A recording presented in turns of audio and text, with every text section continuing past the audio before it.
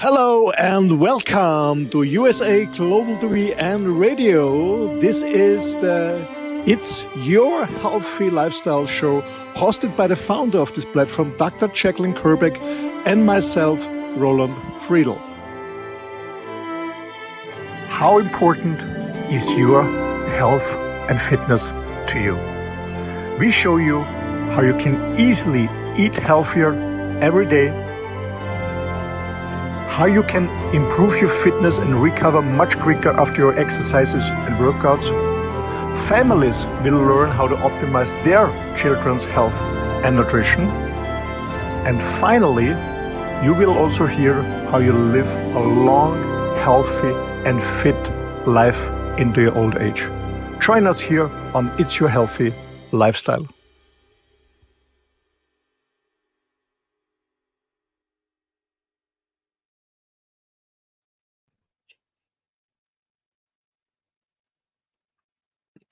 Hello and welcome to USA Global TV and Radio, where we provide world-class education, entertainment, hope, and inspiration. I'm Dr. JACALYN KERBECK, and this is Mr. Roland Friedl, and our show today is It's Your Healthy Lifestyle. Roland, welcome to the program. Hello to our audience, and hello, Dr. JACALYN, and happy birthday. Happy birthday to you, my dear friend. Thank you so much. It's always good to be here to celebrate another one, that's for sure. So, Roland, you know we are on new platforms, so I want to welcome our friends on Roku Worldwide, Amazon Fire, and Instagram, as well as our loyal followers on YouTube, LinkedIn, Facebook, and our website, of course. Tell people what it is that you do in reference to having a healthy lifestyle so that you can support them and their work. Oh. How many hours do we have? Not make a long story short. Hello to everyone, wherever you are. Yeah, well, for me, a healthy lifestyle is very, very important because I love to do so many things, travel, explore the world, meeting friends, doing projects, so many stuff. So many stuff I'm doing. I'm so interested in so many different things. And for that, I need a healthy mind and a healthy body, of course. So without any being sick, I want to be in full power. That's why I absolutely take care about my personal health. What I'm doing is I guess I eat quite clean. I would say 80%. Of course, once in a while I have a glass of wine or I enjoy an ice cream or a croissant for breakfast, of course, but most of the time I eat very clean. What I do mean by eat very clean, I only eat non-processed food. So years ago, it was just veggies. I was vegetarian and a vegan, and for 2 years, I got carnivore, so just clean. Nothing from the supermarket, clean, organic, clean food. Non-processed food, no artificial stuff like that. That's one thing.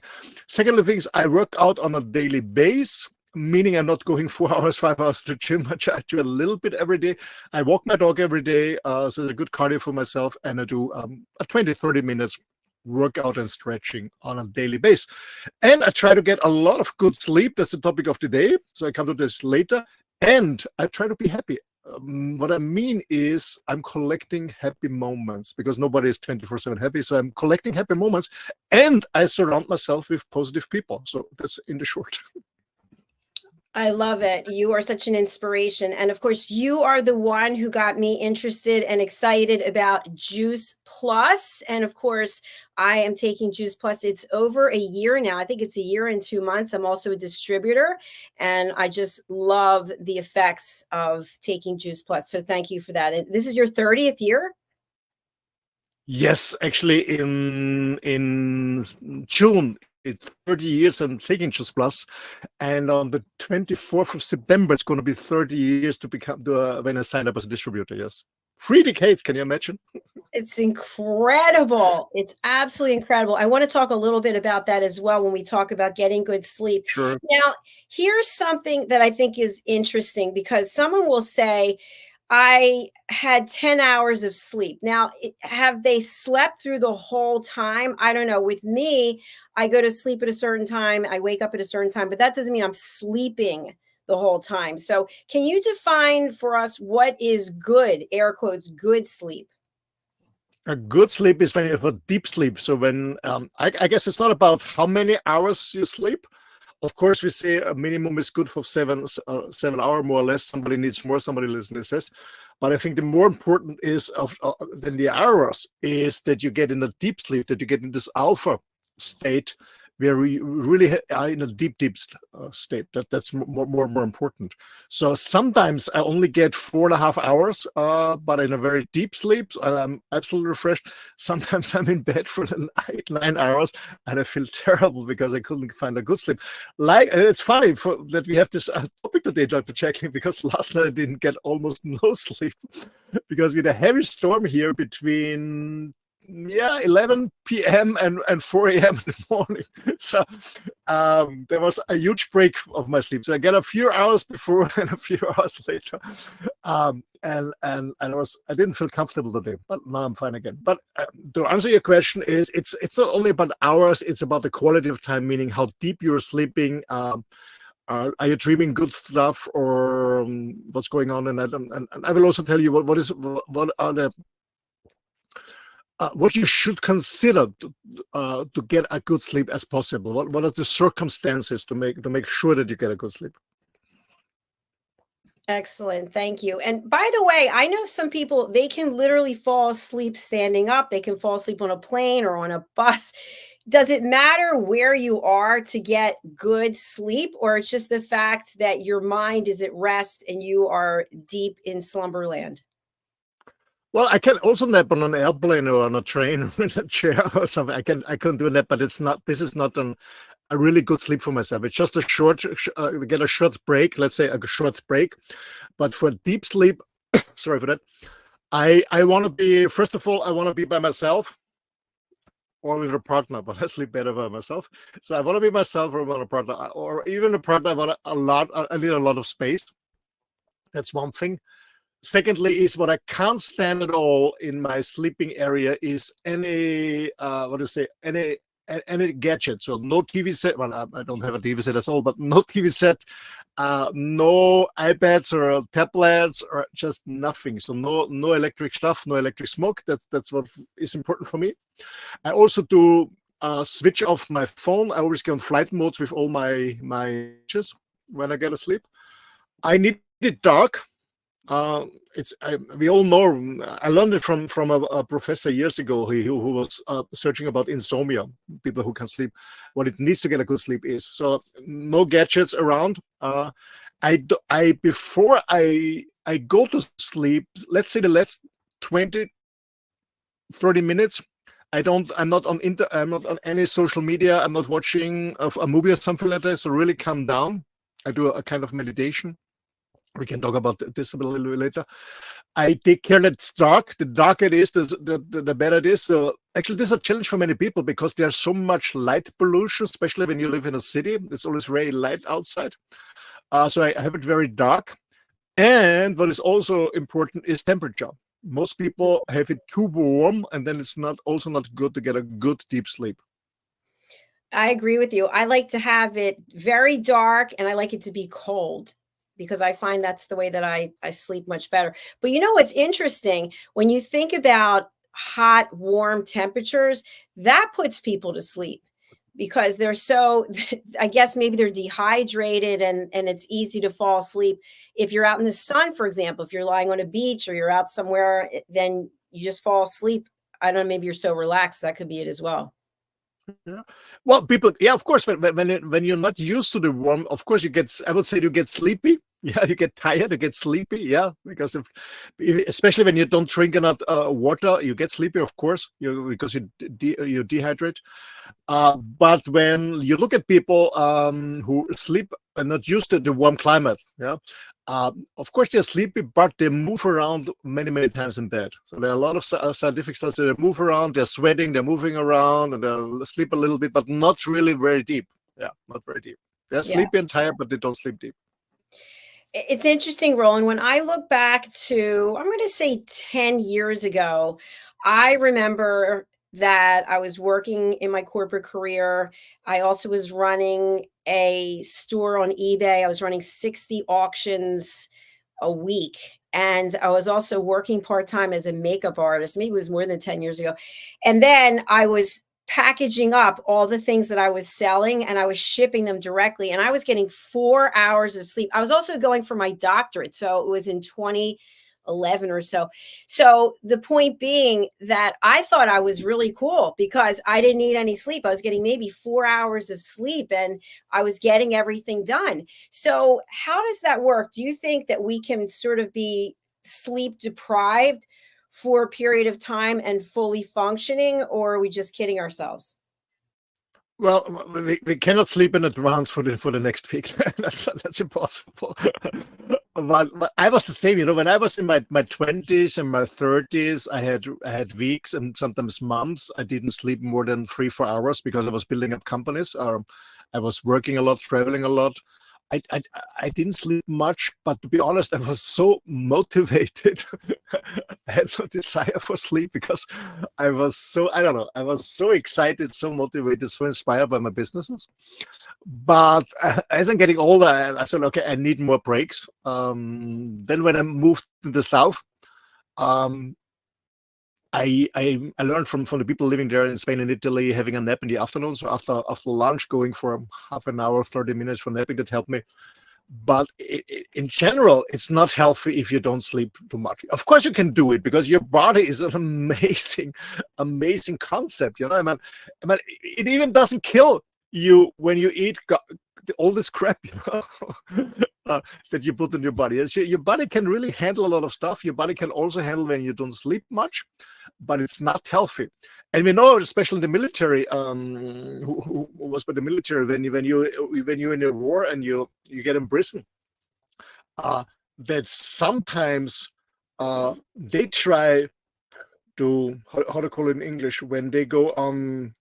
When they torture you, one of the hardest torture is you can't sleep. Yeah, they put you in jail with bright light, a lot of noise, and always when you want to fall asleep, they disturb you. It's a torture. You get absolutely crazy. If you don't get sleep for a long time, you get absolutely crazy. It breaks absolutely your mind. So sleeping is very important. Of course, for a short period of time, we can sleep less.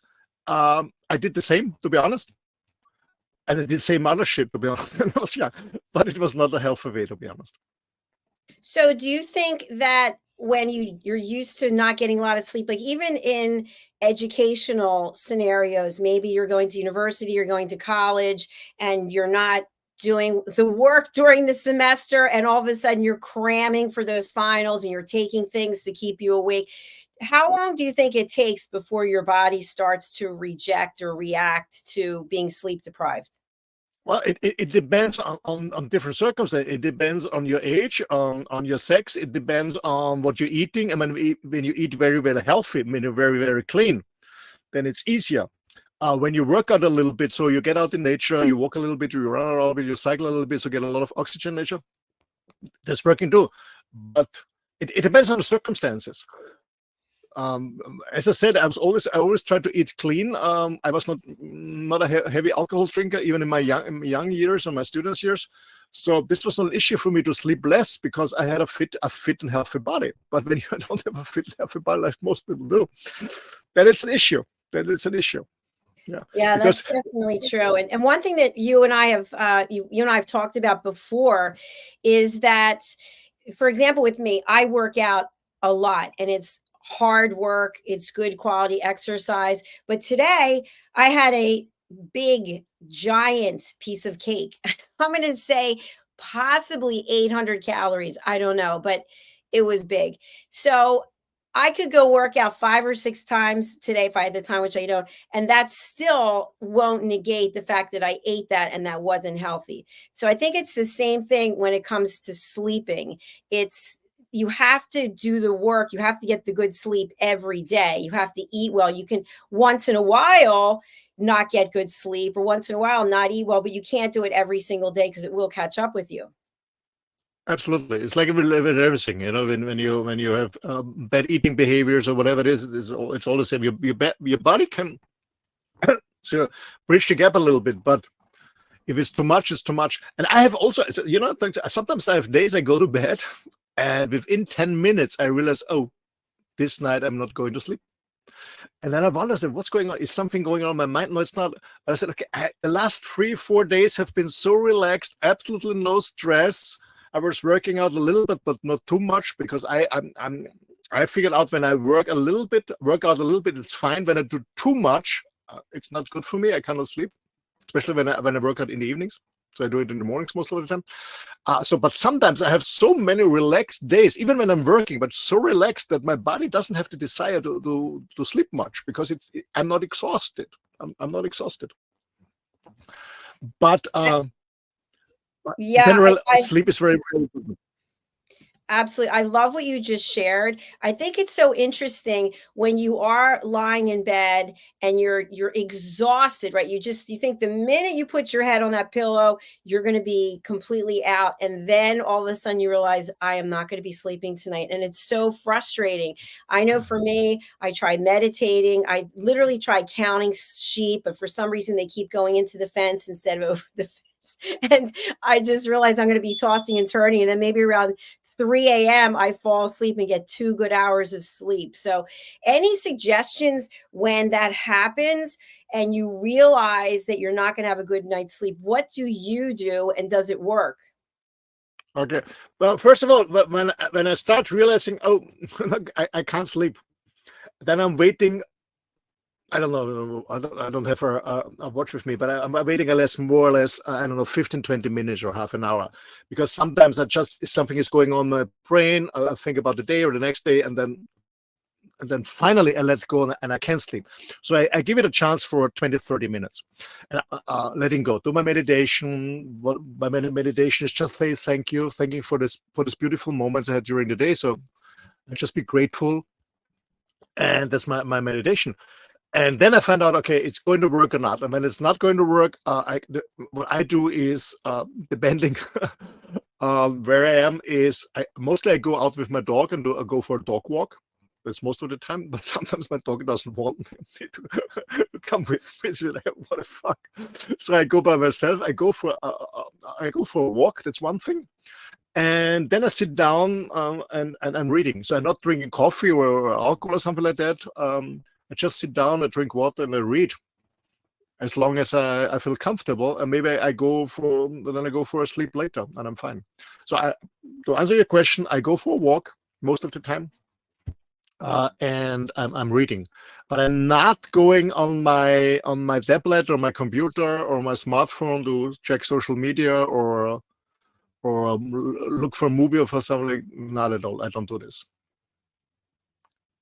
That's great information that you shared. I really appreciate it. And what I'm also wondering is when you have really good sleep, there are certain behaviors that you're very much putting into place every single day. And you've mentioned a number of them.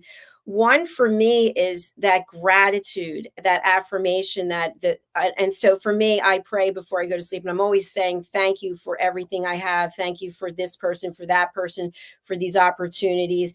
And sometimes I'm exhausted because I'm so thankful for so many things that I end up falling asleep. So you also believe in giving thanks and gratitude. And so that might be something that people can bring into their own sleep routine.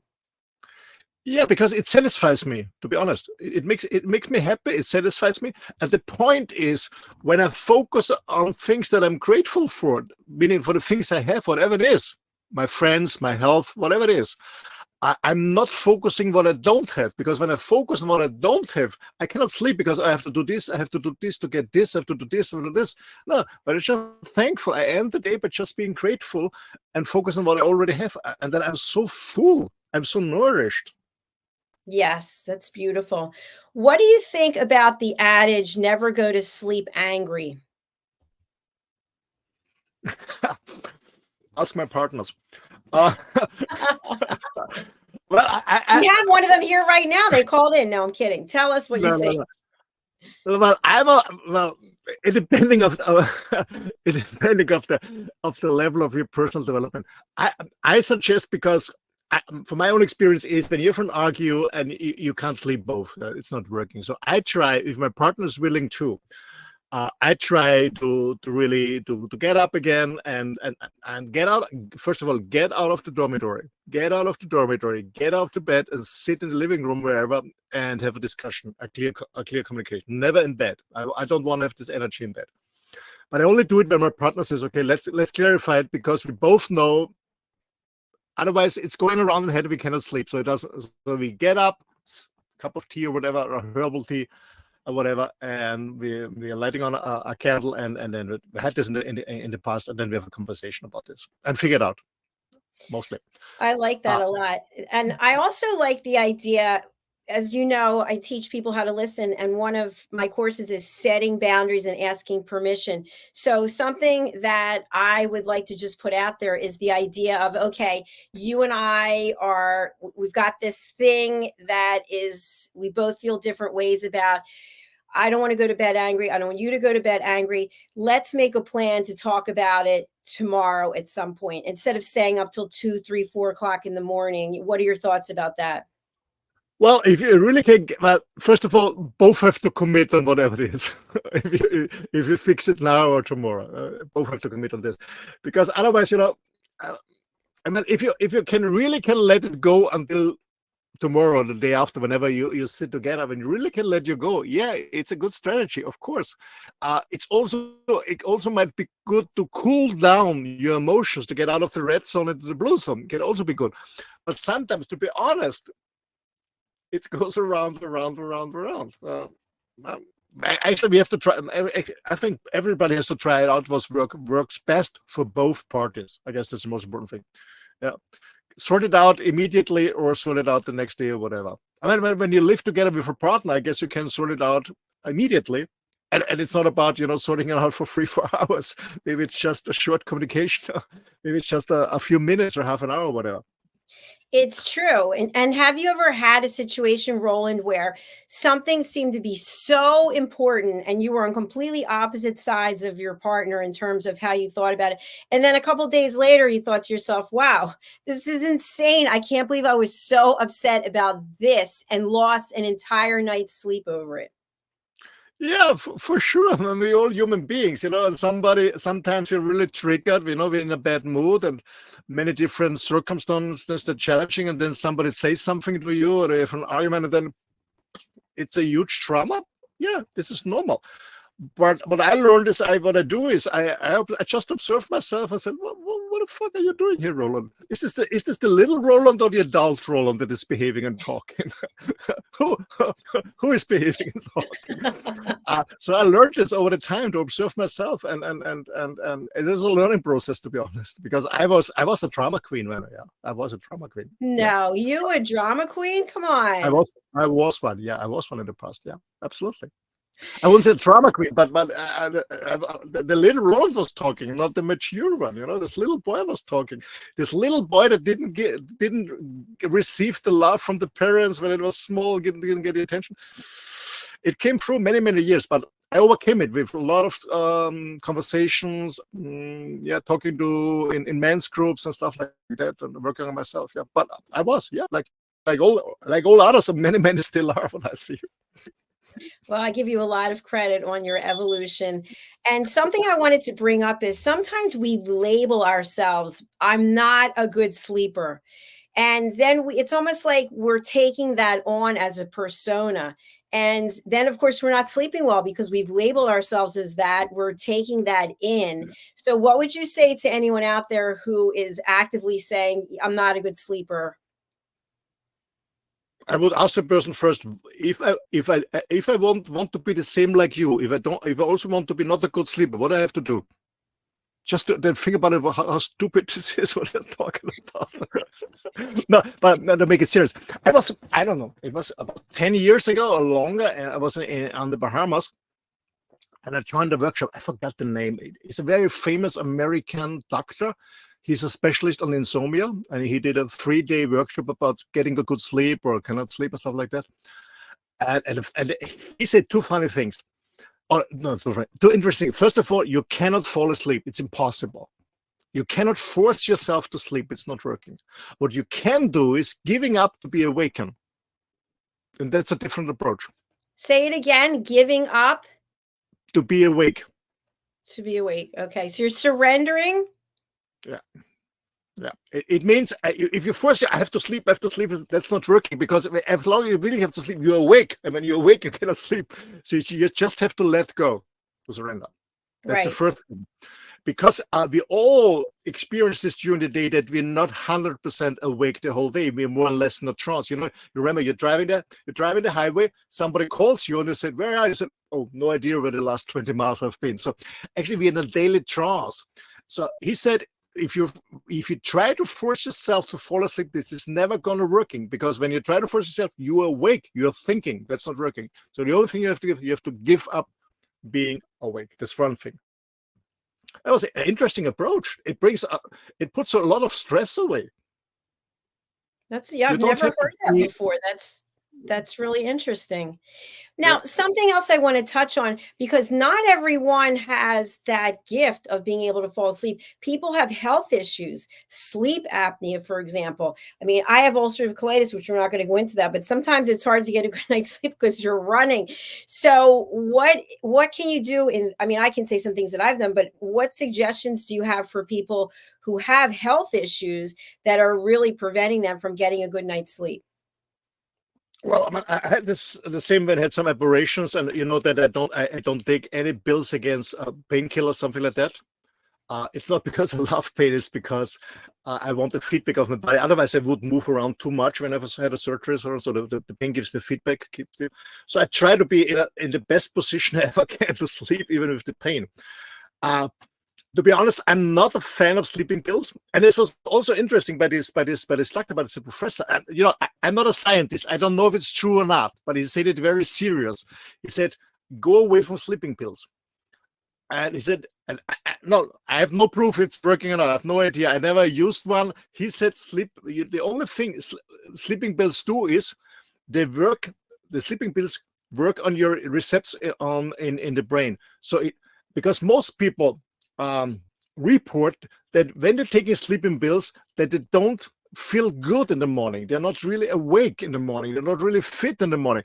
And what he says, I cannot prove it. I'm not a scientist. He says what the sleeping pill does, what the industry does to you, it's not that you sleep better or you sleep. What it does is you forgot in the morning that you didn't have sleep well. That's an interesting approach too. It's a very interesting approach. And, you know, it reminds me of something that's on a different subject. But when you think about people taking caffeine or drinking caffeine within so many hours before they go to sleep, people become so dependent on sleeping pills or on caffeine. And the example I want to bring up in reference to caffeine is recently I was somewhere going to do a workout, and someone was talking about the fact that they didn't have any coffee and they were hoping they were going to be able to push themselves. I gave up caffeine. I never had coffee in my entire life, not a single cup of coffee ever. I only had iced tea, but it's been at least, I'm going to say 6 years now. So I'm always drinking water. I don't need caffeine to give me that surge. But I think when you're so used to that, or you're so used to taking sleeping pills, that there's a fear that what happens when I stop? Am I going to not feel well? So if you think about giving up caffeine, I think when I did give it up 6 years ago, I think I had a headache maybe for a couple of hours, and then it just went away and I got used to not having it. And the reason I gave up caffeine was because I have ulcerative colitis. So you don't want your digestive process to be going all the time because of the caffeine. So how can someone who's taking sleeping pills, or there's even supplements out there, I think, that are supposed to help you sleep, or CBD oil, any of those things, I think, in capsules, what can someone do to wean themselves off of it? Because you start having a conversation with yourself that's going to keep you up awake as well, probably thinking about getting off of them. Yeah, absolutely. Man, first of all, I'm not a medical doctor. I know that some people are taking melatonin. It's that should help. I have no experience on that because I don't take anything, if it's natural or not, except the supplement. Well, the point is actually that it's not only then when we go to bed that we have this monkey mind. Most people are just thinking the whole day. So actually their mind, their ratio is in control of them and not their heart or their soul. That's an issue in our society at all, that we think too much. We think the whole day, and most of the time we think about things that happened in the past and feel shame and guilt, or we think about things in the future that can happen possibly and are scared. So we are always thinking. We're not living in the present moment. And the more you're in the present moment, that's my strong belief and my own experience from my own life. The more I'm in the present moment, meaning I'm grateful what I have, instead of always looking what I don't have. It doesn't. It doesn't mean that I don't have goals or vision. It just means I focus what I already have, and of course I keep working. But since I do this, being grateful and focus on the present moment, the sleep is also much better. And to be honest, also when I started with Just Plus 30 years ago, my rest and my sleep also got better. But I think in general, people think too much. And of course, they cannot stop when they go to bed. They cannot stop. It's going on. What I have to do tomorrow, or why did I do this, or who said to me this, and why happened this, and why did this. Always these why questions, looking back. And in the future, what I have to do, all this bucket lists and to-do lists, and yeah, we are so driven by these things. Sorry? Yeah. In addition to that, some of the other things that keep people awake are guilt, revenge, keeping tabs on what other people are doing or how somebody let you down, or there's all kinds of reasons why our mind won't stop. Or maybe we have something big the next day that we have to do and we're afraid because we're probably not prepared. And an easy example is, let's say you're going to give a TEDx speech or you're a keynote speaker. If you know your material, you might be able to have a great night's sleep because you're prepared. If you're not prepared, you're going to be a nervous wreck and probably up for some of the evening. Yeah, but it's an interesting aspect about being thinking about revenge. I was the same in my 20s and 30s. When something happened, or that I was thinking in the night how I can push back, or having a strategy when the person says so, I do this. All these theory strategies for events that at the end mostly never happened like I was thinking about it. And what I learned is no, go to bed, fix it tomorrow. When there's something to fix it tomorrow. It has absolutely no value to waste my time and energy. But it was a learning process for me to let go and trust the process. And the point is, if there's an issue, the issue is there tomorrow too. So why worry about the day and the night? Why worry? And by the way, I want to suggest something else. It is possible that a person is not getting a good night's sleep because of their environment, as we were talking about the temperature or the lighting, and you may have to make some adjustments to the area where you're sleeping. And I know there are people that are experts in feng shui and they can help you with that. And there's books on it, of course, and I'm sure there's YouTube videos, but it may be a result of your environment. Of course, yeah, of course. It can happen.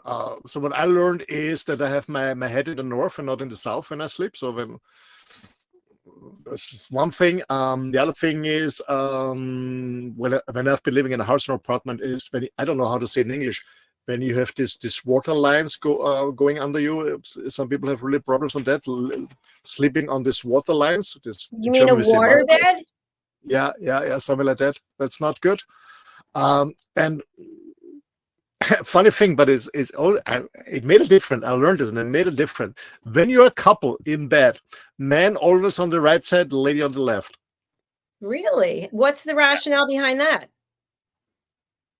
It comes from I don't know. I learned it from when I did a training many years ago about how to say it in English.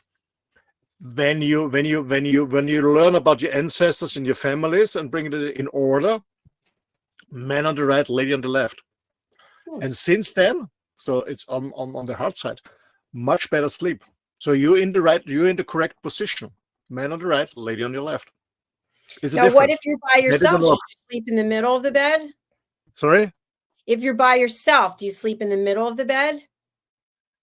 My relationship status, yeah, sometimes I just live across. Yeah, of course. Yeah, like here, I'm alone like here. So I see my girlfriend when I come back in April. Yeah, but when we're together in bed, I'm on the right side, she's on the left side, and head always in north, if possible. Okay. Yeah, I can feel the difference. So, Roland, I'm so glad that we were able to discuss the importance of sleep. I'd love to close out with you giving a little bit of a background about Juice Plus, and then also your work for your podcast that you have, and any other information you want to share with our audience. Yeah, thank you. Thank you, Dr. Yeah, the audience, because we mentioned several times in the beginning, Juice Plus. What is Juice Plus? As the name says, more than juice. Juice Plus more. Juice Plus is not a miracle pill. It's not a pharmaceutical. It's not a vitamin pill. It's the powder of 10 different fruits, 10 different vegetables, and 10 different berries, and there's an omega product. So what it is Juice Plus is the best, as close to nature as when you're eating fresh fruits, vegetables without any herbicide, pesticide, non-GMO. So it helps me on a daily basis to bridge the gap between what I should eat on a daily basis and what I'm actually eating on a daily basis on these huge amounts of fruits and vegetables raw.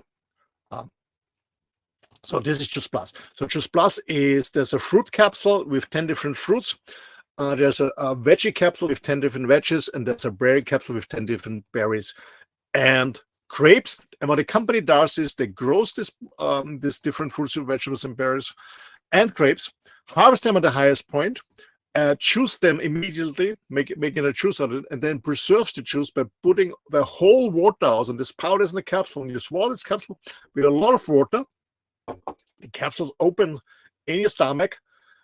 The powder mixes with the water, and your body is observing the juice of 30 different fruits and vegetables every single day. Can you imagine? You have the ingredients of 30 different fruits, vegetables, and berries every single day on the highest form in your body. That's Juice Plus. It's not taking away the responsibility to eat healthy, so eat as healthy as you can, but it's bridging the gap. And when you look at me, I've become 60 this years.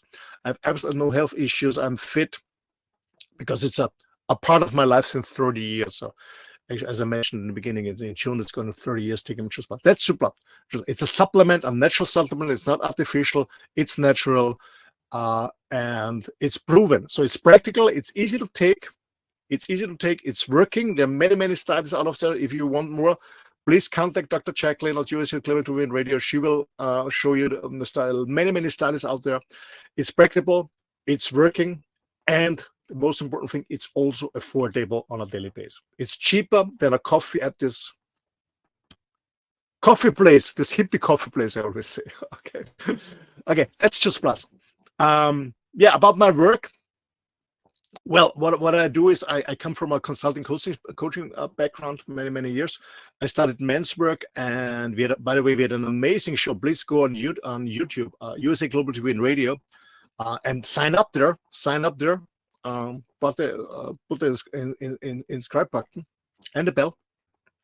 And when you go in and say Wild at Heart, you find a lot of shows we did with men. And so last year I made a decision. I want to also do this in German because there's a need in German. Many men want to improve themselves, becoming real men again. And so I do a podcast called Roland Media on YouTube, just in German, about a lot of men's work. That's the work I'm dedicated to. I do a lot of stuff for the environment. I'm very into health issues. Helping people with health issues, getting fit. That's the work. And if you want to get in contact for me, the best thing is send me an email at office@rolandfriedl.com. I spell it for you. My name is ROLANDFRIEDL.com. Thanks a lot, and feel more than welcome to contact me. It's all about, that's what we hear also on USA Global TV and Radio. It's all about sharing and caring and bringing people together. Thanks a lot. Thank you very much, Roland. I appreciate you and look forward to seeing you momentarily for our next show, which is the Mallorca Connection. Yes, we continue with shame and guilt, I think. We will, definitely. So I'll see you shortly. Thank you, and bye-bye to everyone. Thank you. Bye for now. Thank you, everyone, wherever it is that you're watching. We really would appreciate if you would subscribe to our YouTube channel, which is USA Global TV and Radio. If you're on Roku worldwide, please download our app, USA Global TV and Radio. The same thing on Amazon Fire, USA Global TV and Radio. We have our next show coming up, the Mallorca Connection, which will be followed by the Listening Mentor and then by the Perfect Podcast Show. So please stay tuned. And now we're turning over to our sponsors. We are truly grateful for each and every one. Thank you. Women of the Caribbean and around the world, are you tired of the status quo? Tired of barely making ends meet? Tired of giving maximum effort for minimum results? Are you in need of change, a fresh start, a new outlook, a new perspective? It's time to break through. Join us along with women from around the world at the Empower Her Escape, a 5-day all-inclusive royal cruise to the Bahamas and Florida. Connect with world leaders and influencers and begin afresh your journey to more. Hear dynamic speakers with sessions on women in leadership, the importance of mentorship, how to start a business from the ground up, financial literacy, an integrated approach to wellness and wholeness, and so much more. Guest speakers include First Lady Anne-Marie Davis of the Bahamas, Her Royal Highness Katerina of Yugoslavia Lady de Silva, Her Royal Highness Queen Sekothali Mepena of South Africa, and Coach Max, Global Multi-Six-Figure Wealth Coach. Cruise packages include 2 nights at an all-exclusive resort, gratuities, taxes, and port fees, red carpet welcome and extravaganza, course materials, and a souvenir gift bag, flight not included. The Empower Her Escape Cruise takes place on May 15th through the 19th, 2024, departing from the port of Palm Beach, Riviera Beach, Florida. Hosts for this life-changing event are Coach Cherish Hollingsworth of Florida and Coach Mercy Gilbert of the UK. For more information, visit our website at www.empowerherroyalescape.com or call us at 954-203-6608 or email us at cherishresiliencecoach@gmail.com. Connect, collaborate, celebrate at the Empower Her Escape Cruise.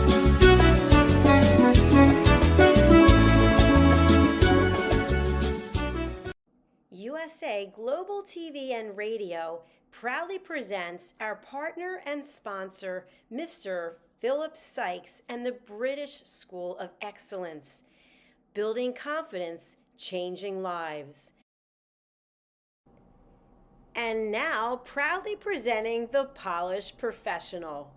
On a transformative journey with the British School of Excellence's comprehensive suite of masterclasses, crafted to elevate your professional and personal life. 8 outstanding modules will elevate you to the next level. Module 1, Exploring Life's Purpose, delves into the depths of self-discovery, guiding you to Chart your unique path to fulfillment and success. Module 2, Mastering Professional Presence and Confidence. This masterclass is a deep dive into the art of self-assurance and commanding presence, which is essential for standing out in today's competitive landscape. Module 3, Learn the secrets of visual impact, how to curate a personal style that amplifies your professional brand. Module 4, Mastering Professional Etiquette and Communication Excellence, navigating the nuances of corporate interaction with grace and tact. Module 5, Elegance in Eloquence. We impart powerful techniques to captivate and persuade any audience with your oratory skills. Module 6, Unlock the potential of your emotional intelligence, EQ, and harness the ability to connect, empathize, and lead with emotional savvy. Module 7, Mastering DISC, building a gateway to understanding behavioral styles, fostering better personal and professional relationships. Module 8, Mastery in Dining Etiquette, building your confidence to perfect the subtleties of dining with finesse, enhancing your social savviness at any table. Step into the Polished Professional program where poise, elegance, and excellence aren't just taught, they're instilled for life. Join us to redefine your potential and polish your professional edge. To learn more, go to thebritishschoolofexcellence.com. The British School of Excellence are investors in people. Let us invest in you.